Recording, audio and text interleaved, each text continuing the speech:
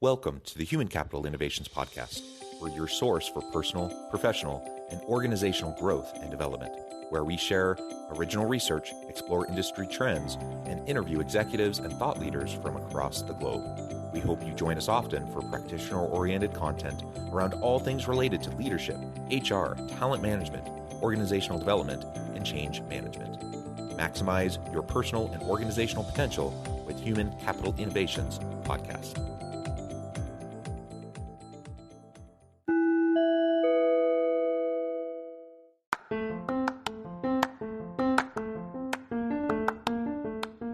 Do you enjoy the Human Capital Innovations Podcast?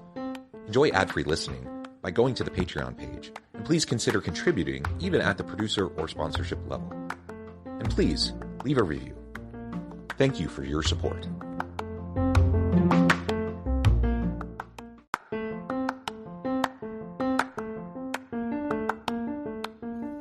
Welcome to the Human Capital Innovations Podcast. In this HCI Podcast episode, I talk with Tommy Yionoulis about why consistency matters to customers and employees.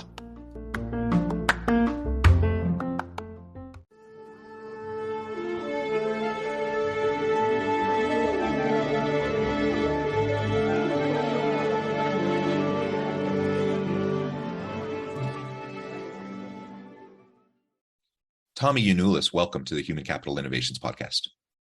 Well, thank you for having me, John. I appreciate it. It is a pleasure to be with you. You're joining us from Colorado, south of Denver. I'm south of Salt Lake City in Utah. And today we're going to be talking about why consistency matters to customers and employees. And we'll be talking about other related issues connected with that, of course, as well. As we get started, I wanted to share Tommy's bio with everybody. Tommy Yionoulis has been in the restaurant industry for nearly his entire adult life. He has a BSBA from the University of Denver's Hotel Restaurant School, in addition to an MBA. This former stand-up comic turned SaaS founder has extensive experience helping businesses become more efficient and profitable through process accountability and data. He's currently the managing director at Ops Analytica, an operations analytic platform that focuses on managing and measuring daily team activities for large multi-unit businesses. He believes that the next big technology and technological disruptor event for many businesses is going to be implementing operations management software to shape the future of work and beat our competitors through better, more consistent daily operations. I think that is fantastic. Tommy, it's a pleasure to be with you. Anything else you would like to share with me or my audience by way of your background or personal context before we dive on in? Nah, you nailed it. Okay, cool. So let's talk a little bit then about framing out this idea around consistency for customers and employees. We hear a lot about employee experience. We hear a lot about customer experience. We hear a lot about employee commitment and loyalty, brand loyalty from customers, etc. How does consistency play into that? And why is consistency so important for customers and employees? Well, let's start with the easier one, which would be the customer section, right? Consistency is the delivery of the brand promise at every location, right? You do all this marketing to get everybody to understand what your brand is and what your brand is and what you can expect from the brand, right? And so that's what you're trying to do for your customers. That's a brand is just consistent execution across a lot of locations. And so when you don't have consistency for the customer, it stresses them out and they get irritated because they're not getting what you promised them they were going to get, right? If I'm Taco Bell and I'm like, you're going to get the crunchiest tacos ever, and then I go to certain Taco Bells and my tacos are soggy, then I am, by definition, not getting what you promised me, right? And so then my customer satisfaction goes down. And as my customer satisfaction goes down, the lagging indicators of that are then the store's sales and profits go down, right? So consistency from the customer's perspective is all about, are you delivering what you promised me you're going to deliver? Because I'm trading my money for your crunchy tacos and I want my crunchy tacos. On the employee side, it's interesting because there's always like all this culture training going on, especially in the restaurant industry. It's always about culture and trying to get the employees to buy into the culture. And I've always I kind of got burned on that, where I was working at PF Chang's for a while, and we had such a great culture on paper, but then at individual stores, it was really poorly implemented, right?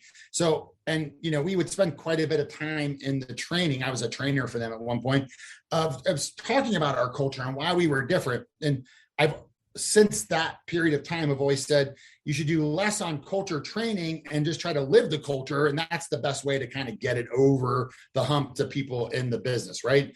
Or culture training should be done at a shift meeting, not necessarily on an onboarding, right? You can talk about it a little bit, but don't waste a bunch of time on it. But for employees, what they want is stability in their job, right? People want to know what to expect when they come to work. And they do, because especially and I'm just going back to the restaurant industry. And the restaurant industry, these aren't a lot of times aren't lifelong employees. They are just coming in to get a check. They got something else going on. They're in school. They're doing stand-up comedy. This is a part-time thing for them. So for them, they want to just have a nice, consistent experience. And they want it to be as least amount of managerial or business stress applied, because the stress is coming from trying to wait tables during the rush, right? That's the stressor. So we have an obligation, if we're managing in that kind of environment, to keep our stress, our business stress, off the shoulders of those guys.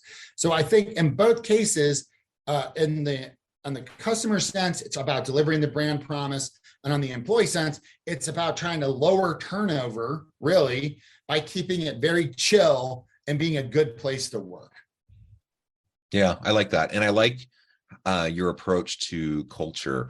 I'm a big culture guy. I think culture is really important. It's a foundation upon which everything else happens within the organization. But you're absolutely right. So often organizations will spend a lot of money. They'll bring in a consultant. They'll do a lot of kind of employer branding stuff. They'll make it all look shiny, have the posters on the wall, have a nice statement and values on the website. They'll say all the right things to give the facade of a really great culture, yet their lived reality of the average employee is that it's not actually that great. And actually that makes it worse, because when you see all of this talk around it, but no one's walking the walk, no one's actually doing what they say they're supposed to be doing, or doing what they say they value, or what's important to them, that just makes people more cynical. That erodes trust rather than building trust.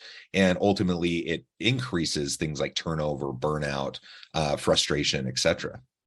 And it gives the employee an excuse to be bad.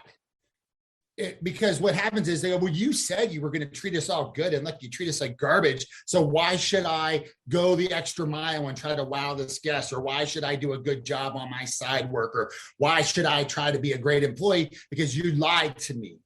And that hypocrisy, that's what kills that location, is that hypocrisy. And, that part can be fixed by not just hiring the first warm body that comes in to apply for the job, but actually, even in times of stress where you don't have the right GM or you don't have the right managers, to actually take the time to find the right person, versus just going, hey, get around that corner and go into the machine gun fire, right? Because that's what kills the location. And each one of these locations, it's very interesting when you talk about these large multi-location businesses. Each one of them is their own model in capitalism, right? And I also kind of look at the states are like that too. You have the liberal states that have high taxes.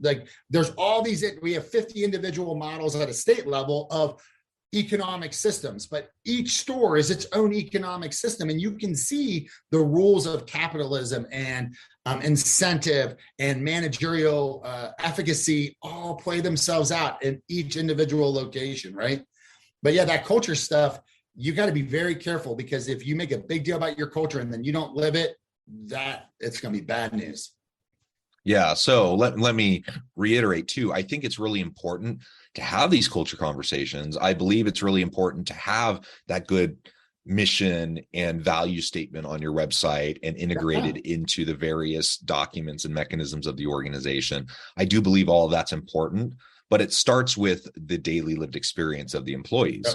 And when that is inconsistent, that's a problem. And so start with just treat your people well, treat them with dignity and respect, treat them how you would want to be treated. Start there. And then you build meaningful relationships of trust and mutual accountability with your people. And from there, you can start to have these conversations and to kind of systematize the culture. That is where I find success with culture change within organizations. If you just give lip service to it, it almost never works because it doesn't filter down to the line level for the people who are actually doing the work, interfacing with the customers day to day.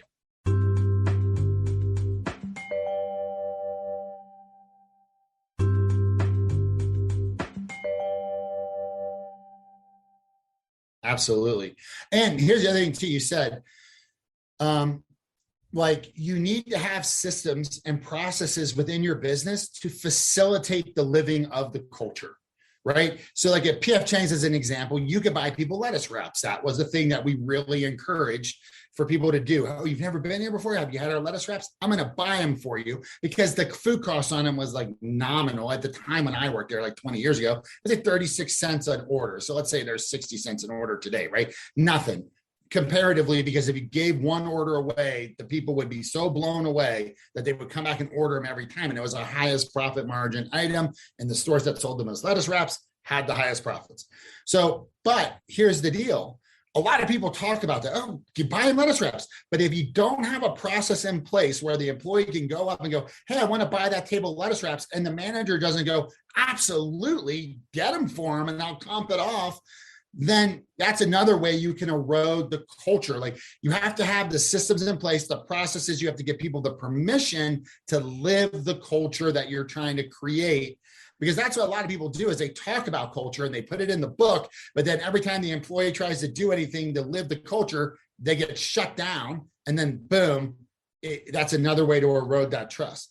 And that was one thing at PF Chang's that I was psyched about, was that we could buy someone a dish or buy them some lettuce wraps, and it was no big deal. And so that allowed us to live it better. Yeah, and I suspect that many listening have experienced that. I know I have, where they say one thing, I'm like, okay, I'm excited about this. I'm excited about this mission. Fix this problem. Yeah, I'm excited about this mission, this culture. I'm going to go all in. And then I try to do things that are consistent with that culture. And then I get shot down. I'm like beating my head against the wall, right? And when that happens, you might try for a while, but eventually you get to the point where you're just like, screw it. Like it's not worth my time and energy to try to do something that I just know that not only am I going to get shot down, but sometimes it can actually negatively impact me in addition to that. Like I'm viewed in some negative way because I'm trying to do something that would, help the customers, and my boss sees that negatively somehow. And so, yeah, absolutely. When we don't have the mechanisms in place, we say we want something, people then try to do it, and then they just get shot down over and over again, even if it's because you say, well, it's policy, blah, blah, blah. That has to be fixed. You have to create the mechanism, the structure and the systems so that it can happen, and then empower your people to do some cool stuff. And when that happens, then that consistency in employee and customer experience will manifest, and you'll have really great outcomes. So I'm curious then, I know one of the things you do a lot with your work is around operational data. How does tracking operational data connect with this idea of consistency towards the customer and employee experience, and what can we start to do to better track and utilize that operational data? Yeah, so our platform is basically, we take the guesswork out of running the location. And we do that because we create processes within our platform and we schedule them out, right? And those processes, they take the form of checklists and forms and logs and tasks and all the things that like an employee would need to do to, let's say, get the location open and get ready to service guests, right? So did you turn on the open sign? Did you turn on the music? Is the bathroom clean? Did you prep everything that you need to prep? Are you clean and organized and ready to sell, right? And that's kind of what our platform does. And in today's world, that's an employee walking around with a tablet or a phone, and they're going and they're covering off on all the items on these checklists. And that's massively important because you cannot deliver a consistent experience to your customers if you aren't controlling what you need to control. And on most of these checklists, everything that's on those checklists are things that we've identified through our just longevity of experience, are things that are going to negatively affect the customer. It's going to slow down speed of service. It's going to slow down quality. It's going to slow down cleanliness, or it's not going to be clean, and we're not going to deliver that brand experience to our customers, right? So on the customer side, what we're really focusing on is making sure that the employees are controlling what they can control, right? Like, we live in this insane world with all this nonsense happening, but you can still make sure your bathroom was clean and there was soap in the dispenser and paper towels. So like, and you have to, because that's a big deal to the customer who came in to wash their hands and now they don't have a paper towel. That's a problem for them, right? And so on the customer side of things, what we're trying to do is make the businesses do what they're supposed to do, be better, because there's just so many details at every multi-location business. They're too much for one human brain to kind of go off of paper or off their memory to solve. And so that's how we're kind of helping on the customer side. It's just making the businesses better and not miss little things, right? On the employee side, it's taking the guesswork out of running the business. We talked about making it calmer, making it easier, reducing the stress on the employees. Well, when you have a platform like ours, it literally just shows you, this is everything you got to do today, man. Just delegate it out, work with your team to get it done, but you don't have to remember anything. Like, there's nothing more stressful than you've opened the door for business and then you realize, oh crap, we didn't do something. And now everybody's in a fire drill trying to get this thing done when you've already got customers in the building, right? So we can alleviate that and just make it a very sort of calm experience to kind of go through and do it. And I do want to cover off here on one thing. Most of the issues that you get when you go to these multi-location businesses, they're not generally like the guy jumped over the counter and punched your wife in the face. It's not this horrible insanity thing that's going to make you never come back again, right? It's generally what we call like death by 1,000 cuts, right? You went in and you didn't get ketchup. So now you're standing at the counter and your fries are getting cold and you don't want to interrupt the people that are in the line, but you're just trying to get some ketchup, or there weren't napkins, or the floor was sticky, or the bathroom was dirty. And you end up, it's not like one little thing going wrong would not wreck your customer satisfaction for that engagement, right? But when you have 5 or 10 things go wrong, you start to go, these guys just are not doing their job. And after a couple of times of going to that business and having a similar experience, you start to change your purchase behavior. And I was talking to somebody from Walk-Ons recently, and they mentioned that in their research, it used to be 3 to 5 times people would kind of have a mediocre experience before they might have decided, hey, I'm not going to go back for 6 months. But now, because of the inflation and the economy and money being tight and things costing so much more than they used to cost, they're seeing that could be as one time. You go in and you have one bad experience and you might go, I'm already cutting back how much I'm eating out or whatever. And I had a mediocre experience and it was really expensive. So I'm not going to go back for a while. Yeah. And there are so many options. Yes. And because of all the delivery services that were kind of there before the pandemic, but now they're ubiquitous. I mean, now you literally have any option. Like, you can get just about anything you want delivered to you, or you can go to different places or whatever. So yeah, people just aren't willing to put up with it. And I think the same thing applies to that employee experience.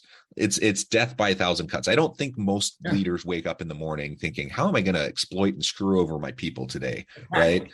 You know, they want to do right by their people. They want to have a good organization. They want to have a good culture, but it's just a bunch of little things. It's usually not the huge, big things. I mean, those happen, but it's usually the little things. And one little thing is not a big deal.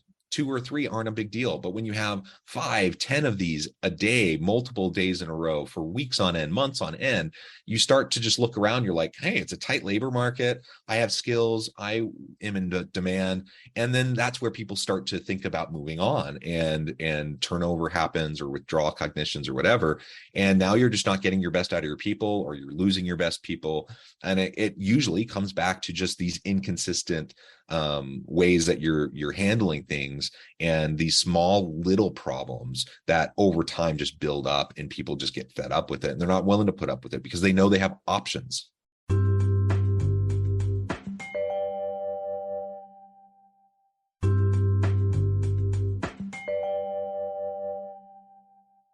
I've literally fired somebody. We had a mall restaurant, and they walked across the hallway to the restaurant across the hall and went in and got a job. Like especially in the restaurant industry, like that's never an issue. Everyone's always understaffed. So yeah, if you're a talented restaurant employee and your manager is driving you nuts, you'll have like a 2 to 3 day period where you're not making tips. You'll literally go, I can start tonight, and they will be like, go change your jeans, get in here, like that'll be it. So yeah, you don't have, this isn't like the 19, people aren't desperate for jobs right now. I don't understand why, but they're not. And so if you're not doing right by your employees, they're just going to leave.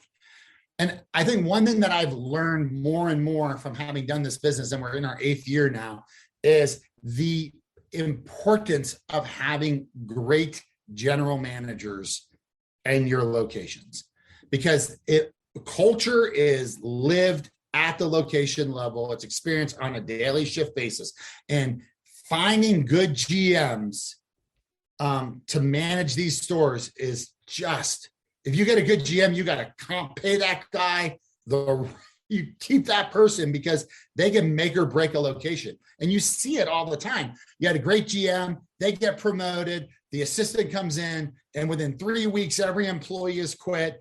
And then, 6 months later, sales are in the toilet. And it only takes 6 months to ruin sales for 3 years, right? Because what's happening is that people are having bad experience. They come a couple times. And then when it starts to show up in your sales number, they've already had so many bad experiences that they're not going to try you again for years, right? So you can take a store that was here and get them here in 6 months, and it'll take years to get back to where they were before, just because of a managerial change, Yeah. And so having this operational approach, and tracking data and having an operational management system can help facilitate just better consistency for your business. And I know you do a lot of work around the preparing organizations for the future of work. And maybe we can just finish off the conversation today talking a little bit more about how these operational management systems will help lead us into the future of work and help prepare us to add value and be competitive in a highly competitive, interconnected global marketplace. Sure. So, if you read or listen to the Adaptation Advantage, they talk about, AI and robots, right? And so I see the future of work, like for multi-location businesses, kind of where I specify or specialize, is, you're going to have data coming in from the internet, your POS system or register, our platform, robots, and sensors, right? And those are going to be your data feeds coming into your location, right? And they're going to be generating a wealth of data, and there's going to need to be a system in place that can then take that data in real time. Hey, someone just tweeted our bathroom was dirty, right? So now we caught that, it exists. We need a robot or a human to go cover off on, like, go do something, right? They have all this passive data coming in, and then you have two forms of things, robots and people, who can go check things and see if we can fix what's going on, right? So that's going to be the future of multi-location management. And what we're working towards right now is becoming that platform that can accept all that data in and then go, hey, human being, go look at the bathroom, or hey, robot, go drive into the bathroom and take some photos, right? And make sure that we don't, that we have paper towels and it's not dirty because someone just complained about it, and doing that faster. Because all of what we're trying to drive, and we do it today, is right now, like, if you don't have a system like ours, you're just using paper, you only know what's happening in the restaurant you're physically standing in. But once you go from paper to an ops management platform like Ops Analytica, what you now have is real-time data access to what's actually happening in your business. You can see what's happening operationally from your phone. So I can be in one location and be managing another who's having a problem simultaneously. You have all this data coming in. And so you now can see and make better decisions and hold people accountable to doing what they're supposed to do. And that's just the first level of it.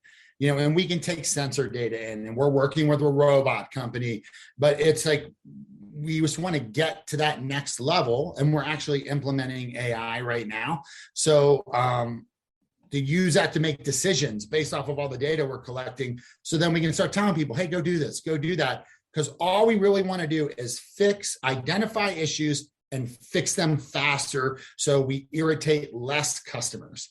And if we can do that, if we can identify faster, fix them faster, and piss off less customers, then our sales are going to grow, right? And our competitors who aren't doing this are going to be like, what are they doing? Why all of a sudden are they getting them so many more locations? Why am I seeing so many more ads? Well, their sales are going up organically because they're better operators. And that's what we're really pushing for, because you can open 1 million locations, but if they're all C's, what does it do for you? You're just speeding up, irritating. Yeah. And the interconnection between the customer experience and the employee experience, right? We know there's so much research that the happier, more engaged employees lead to better customer experience, customer commitment and loyalty, et cetera. But also when you have kind of a crummy environment where it's death by 1,000 cuts and customers are unhappy, what does that do for the employees? That creates a negative experience for them, right? And so the customers are complaining, they're ticked off, they're frustrated. So then the line level employee is the one that has to deal with that, and that grates on them. That is wearing, and that leads to burnout. And so it's interconnected. If we want to have attract and retain really great people, we need to empower them to provide great top-notch service for the customers. Customers will be happy and thrilled. They'll treat the employees better. The employees will have a better experience, vice versa. And it just really spirals in a positive way to create a really great overall environment for everyone involved. So I think this is fantastic. I think anytime we can utilize more data in real time to provide better experiences is going to be to the benefit of every organization. And in the future of work, that's the name of the game.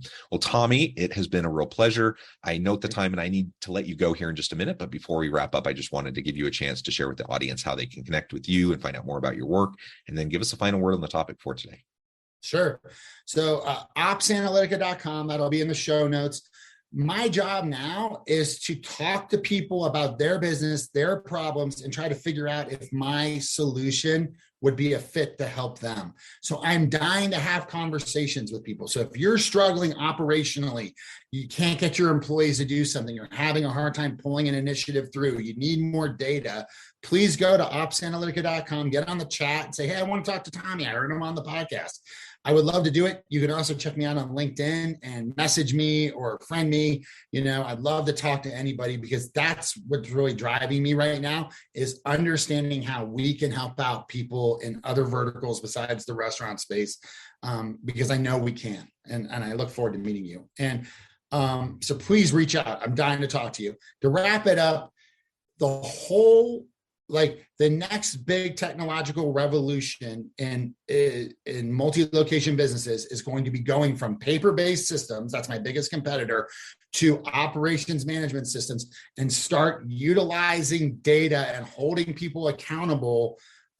Because when you do that, like I said, when you can identify issues faster, you can solve them through process faster, and you end up irritating less customers, your business is going to organically grow, and you can start pushing your competitors around the playing field. More advertisement, better locations, better franchisees, better, more consistent growth. So this is the next thing. We've all got delivery. We've all got a POS system. We've all got an app. We now need to go back to basics and focus on how can we be the best that we can consistently in every location. Wonderful. Well said, Tommy. It has been a real pleasure. I encourage the audience to reach out, get connected, find out more about what Tommy can do for you. And as always, I hope everyone can stay healthy and safe, that you can find meaning and purpose at work each and every day. and I hope you all have a great week.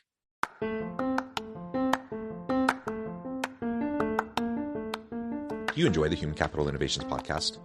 Enjoy ad-free listening by going to the Patreon page, and please consider contributing even at the producer or sponsorship level. And please leave a review. Thank you for your support.